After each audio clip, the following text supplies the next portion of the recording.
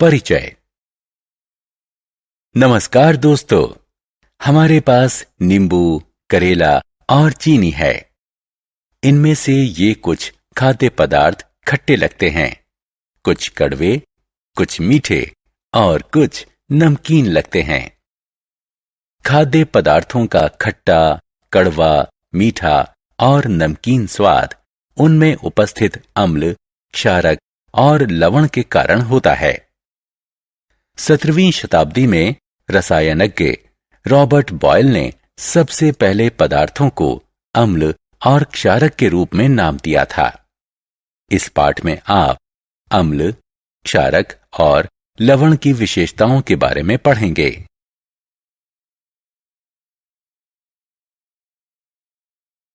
उद्देश्य।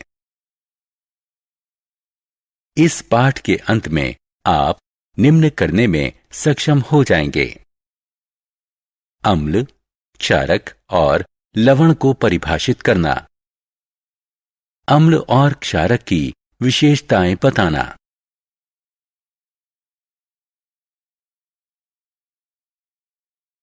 अम्ल के बारे में जानना। हम में से बहुतों को पदार्थों का खट्टा स्वाद पसंद है। आपने ध्यान दिया होगा कि जब हम जूस को पीते हैं तो इसका स्वाद खट्टा होता है। साधारण तौर पर खट्टा लगने वाले पदार्थों में अम्ल यानी एसिड होता है। कुछ खाद्य पदार्थों में सिट्रिक अम्ल होता है, जिसका स्वाद खट्टा होता है। एसिड शब्द की उत्पत्ति लैटिन शब्द एसियर से हुई है, जिसका अर्थ होता है खट्टा।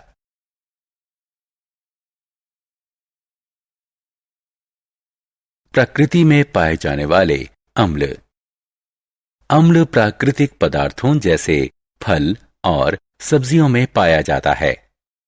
क्या आपने कभी सुना है कि चींटी या मधुमक्खी के डंक में अम्ल होता है, जिसके कारण त्वचा में जलन महसूस होती है? विभिन्न खाद्य पदार्थों में विभिन्न प्रकार के अम्ल होते हैं। संतरा, अंगूर, नारंगी, नींबू इत्यादि जैसे साइट्रस फलों में सिट्रिक अम्ल होता है।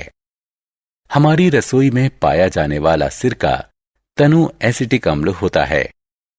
अमरूद, संतरा, रसभरी इत्यादि में एस्कॉर्बिक अम्ल पाया जाता है।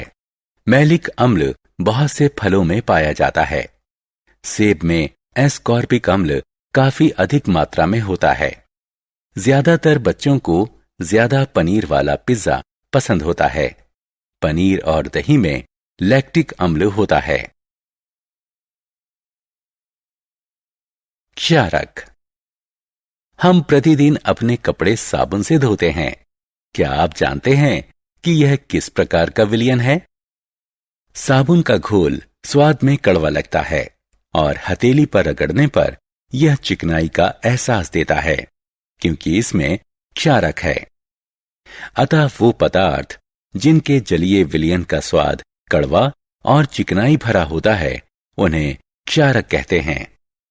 जल में घुलनशील क्षारकों को एल्कली कहते हैं। एल्कली शब्द अरबी शब्द अल्कली से बना है, जिसका अर्थ है राख, जो इसके एल्काइन पदार्थ के मूल स्रोत को इंगित करता है। दैनिक जीवन में क्षारक। छात्रों, चूने का रासायनिक नाम है कैल्शियम हाइड्रोक्साइड। जल में चूने को घोलकर चूना पानी का निर्माण किया जाता है। दूधिया मैग्नीशिया एक औषधि है जो आहार के पाचन में सहायता करती है। इसमें मैग्नीशियम हाइड्रोक्साइड होता है, जो क्षारक होता है।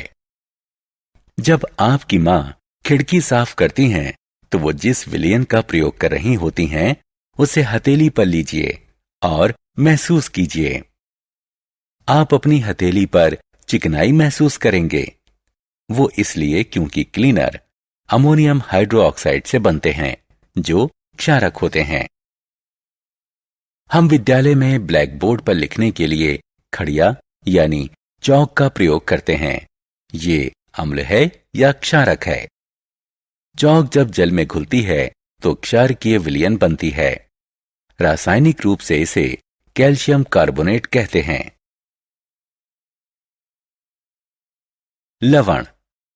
क्या आप जानते हैं कि चींटी के डंक के स्थान पर बेकिंग सोडा लगाने से आपको आराम मिलता है?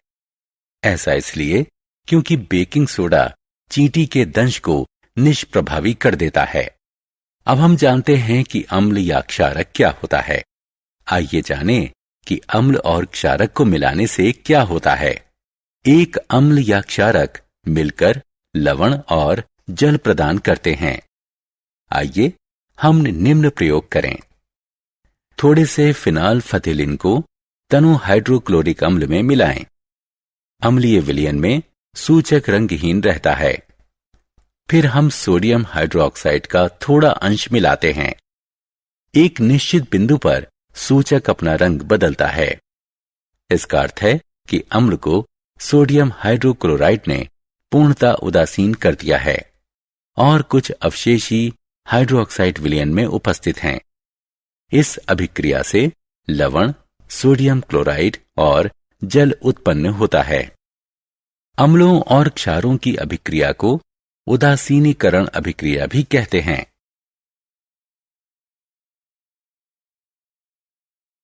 हमारे दैनिक जीवन में उदासीनीकरण। कभी कभी हम अपने पेट में जलन महसूस करते हैं। ऐसा क्यों होता है? हमारे आमाशय में हाइड्रोक्लोरिक अम्ल यानी HCl स्रावित होता है। ये एक शक्तिशाली अम्ल होता है जो आहार पाचन में हमारी सहायता करता है। लेकिन अम्ल के अत्यधिक स्राव से पेट में जलन होती है। इस जलन से राहत पाने के लिए एक प्रति अम्ल लिया जाता है। प्रति अम्ल में क्षारक होता है जो पेट के अतिरिक्त अम्ल को उदासीन कर देता है। हम जिस मृदा को कृषि के लिए उपयोग करते हैं वो भी अपनी प्रकृति में अम्लीय या क्षारीय हो सकती है। क्षारीय मृदा में जैविक पदार्थ मिलाए जाते हैं जो अम्ल निर्मुक्त करते हैं।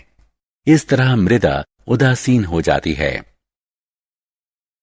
बहुत से कारखाने अम्लीय अपशिष्ट निर्मुक्त करते हैं जो जलाशयों के पानी में गिरने के बाद उन्हें क्षति पहुंचाते हैं। परिणाम स्वरूप जलीय जीवों की मृत्यु हो जाती है। अतः अम्लीय अपशिष्ट के निस्तारण से पहले उन्हें क्षारक जैसे बुझे हुए चूने से उदासीन किया जाता है।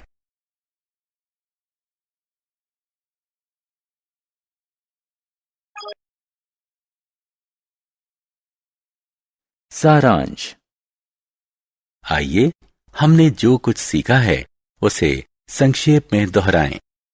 अम्ल वो पदार्थ होता है जिसका जलीय विलयन स्वाद में खट्टा होता है। क्षारक वो पदार्थ होता है जिसका जलीय विलयन स्वाद में कड़वा और चिकनाई युक्त होता है। जब अम्ल क्षारक के साथ अभिक्रिया करता है तो लवण प्राप्त होता है। अम्ल और क्षारक की अभिक्रिया को उदासीनीकरण कहते हैं। उदासीनीकरण का हमारे दैनिक जीवन में महत्वपूर्ण भूमिका निभाता है।